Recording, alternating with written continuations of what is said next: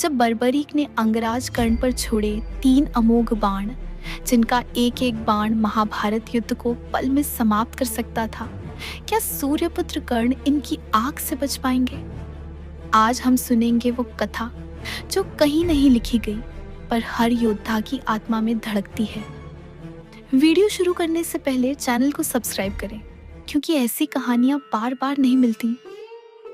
महाभारत युद्ध से पूर्व पांडव अपना अंतिम 1 वर्ष अज्ञातवास में व्यतीत कर रहे थे। उनकी पहचान छुपी रहे, यही नियम था, वरना उन्हें फिर 12 वर्षों का वनवास भुगतना पड़ता। भीम अपनी पत्नी हिडिंबा की गुफा में अपने भाइयों के साथ छिपे हुए थे। उसी समय भगवान श्री कृष्ण, जिनकी दृष्टि समय और सत्य से परे थी, पांडवों से मिलने वहां पधारे। लेकिन नियति को कुछ और ही स्वीकार्य था। कौरवों को यह सूचना मिली और दुर्योधन ने कर्ण एवं अपनी सेना के साथ उसी दिशा में प्रस्थान किया। गुफा के द्वार पर एक तेजस्वी विशालकाय युवा खड़ा था। मस्तक पर तिलक, गले में रुद्राक्ष और कमर में बंधी एक ही तरकश, जिसमें थे 3 बाण। बर्बरीक, घटोत्कच का पुत्र, महाबली भीम का नाती। बर्बरीक को भगवान शिव ने 3 अमोघ बाण दिए थे, जिनका एक एक बाण पूरी सेना को नष्ट कर सकता था। दुर्योधन रथ से उतरते हैं, उसका चेहरा क्रोध और घमंड से भरा हुआ। बालक, किन पत्तों की रखवाली कर रहा है तू? हटा रास्ते से, वरना रथ के पहिए तुझे कुचल देंगे। यह गुफा मेरी माता का आश्रय है। यहाँ केवल वे ही प्रवेश कर सकते हैं जो धर्म के पथ पर हो, अन्यथा मेरे बाण न्याय करेंगे। तो ले, देख मेरी शक्ति। और संकेत देता है सैनिकों को। सैनिकों के आगे बढ़ते ही बर्बरीक ने अपनी प्रत्यंचा खींची और एक तीव्र बाण सीधे दुर्योधन की ओर छोड़ दिया। जैसे ही बाण दुर्योधन की ओर बढ़ा, बीच में आकर कर्ण खड़ा हो गया। उसके कवच और कुंडल से बाण टकराया और टुकड़े टुकड़े हो गया। युवक, मैं कर्ण हूँ, अंगराज सूतपुत्र, पर युद्ध में किसी से कम नहीं। तुम यदि युद्ध चाहते हो तो तुम्हारी मनोकामना अवश्य पूर्ण करूंगा। प्रणाम अंगराज।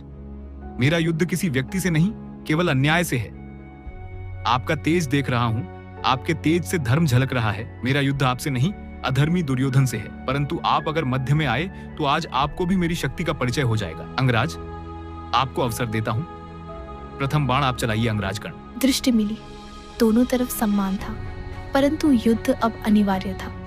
कर्ण ने अपने धनुष को उठाया, रथ पर खड़े होकर पहला बाण चलाया। बर्बरीक ने सहजता से उसे विफल किया। फिर बर्बरीक ने एक बाण चलाया। कर्ण ने उसकी दिशा मोड़ दी। धनुष की प्रत्यंचा थरथरा उठी। ये युद्ध नहीं, एक परीक्षा थी, गति की, शक्ति की और सबसे बढ़कर धैर्य और विवेक की। अब बर्बरीक ने अपने 3 अमोघ बाणों को निकाला। इन बाणों से मैं हर युद्ध समाप्त कर सकता हूँ, पर आज मुझे देखना है कि क्या अंगराज कर्ण इनसे बच पाते हैं। पूरा युद्ध क्षेत्र मौन हो गया। कर्ण ने आंखें बंद की और जब खोली तो जैसे सूर्य स्वयं उसकी दृष्टि में समा गया हो। बर्बरीक का पहला बाण हवा में गया, सैकड़ों लक्ष्यों को खोजता हुआ। कर्ण ने नारायणास्त्र की ऊर्जा से उसे आकाश में ही नष्ट कर दिया। दूसरा बाण छोड़ा गया। कर्ण ने वायव्यास्त्र चलाया और उसे भी वायु में बिखेर दिया। तीसरे बाण की गति जैसे ही शुरू हुई, कर्ण की दृष्टि ने मार्ग मोड़ दिया। बाण उसी दिशा में लौट आया जहां से चला था। तभी गुफा से बाहर आते हैं श्री कृष्ण, शांत और मुस्कुराते हुए। दुर्योधन, गुफा में देख, कोई पांडव वहां नहीं है। बर्बरीक, तुम वीर हो, पर युद्ध के लिए केवल शक्ति नहीं, संतुलन भी चाहिए, और वह संतुलन आज कर्ण ने सिद्ध किया है। दुर्योधन अंदर जाता है। गुफा रिक्त होती है। मैंने बाण चलाए, परंतु आज मैंने दर्शन पाया। अंगराज कर्ण, आप केवल योद्धा नहीं, आप धर्म के रक्षक हैं। कर्ण ने कोई उत्तर नहीं दिया, बस धनुष को शांत किया और रथ की ओर बढ़ चला, जैसे एक सच्चा वीर जिसे न विजय चाहिए न यश, बस कर्तव्य का मार्ग।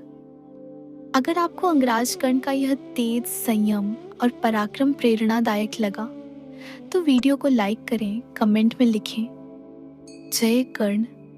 और ऐसी ही गौरवशाली कथाओं के लिए हमारे चैनल को अभी सब्सक्राइब करें।